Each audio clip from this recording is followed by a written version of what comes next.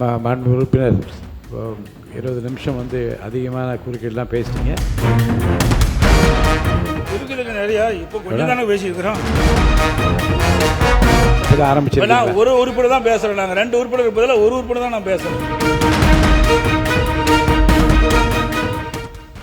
இன்னும் எவ்வளோ நேரம்?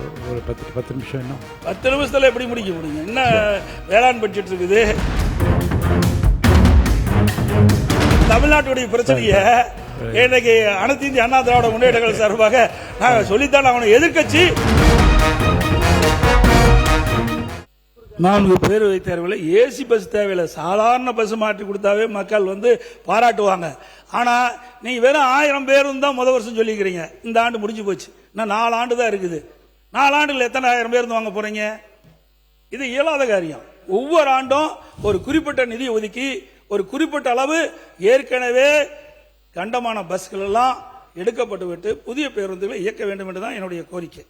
மாண்பு உறுப்பினர் 20 நிமிஷம் அதிகமான குறுக்கீடுலாம் பேசிட்டீங்க. இன்னும் என்ன எவ்வளவு நேரம் இருக்குதுங்க நிறையா. இப்போ கொஞ்சம் தானே பேசியிருக்கிறோம். ஆரம்பிச்சு ஒரு உறுப்பினர் தான் பேசுறேன். நாங்கள் 2 உறுப்பினர் பதிலாக ஒரு உறுப்பினர் தான் நான் பேசுறேன்.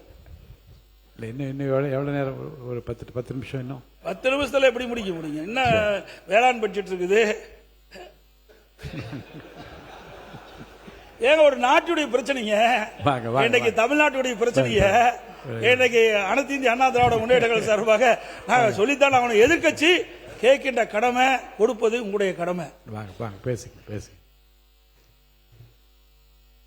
சீக்கிரம் முடிச்சிடறேன். வந்த அளவுக்கு முடிக்கணும், முடிச்சிடறேன். வேளாண்மை நிதி அறிக்கை. வேளாண்மை என்பது முதன்மை துறை. இதில் தான் 42% மக்கள் அவருடைய வேளாண்மையில் ஈடுபட்டிருக்கின்றார்கள். இதில் விவசாயிகள், விவசாய தொழிலாளர்கள் அடங்குவார்கள். அதுபோல் நெல்லுக்கு ஊக்கத்தொகை அறிவிச்சிருக்கிறீங்க, அதுபோல் கரும்புக்கு ஊக்கத்தொகை அறிவிச்சிருக்கிறீங்க. இதெல்லாம் போதாது. நெல்லுக்கு குவிண்டாலுக்கு 3500 அறிவிச்சிருக்கிறீங்க, கரும்புக்கு 4500 அறிவிச்சிருக்கிறீங்க.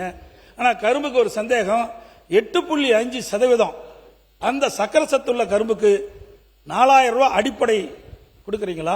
அதுக்கு மேல ஊக்கத்தொகை கொடுக்குறீங்களா?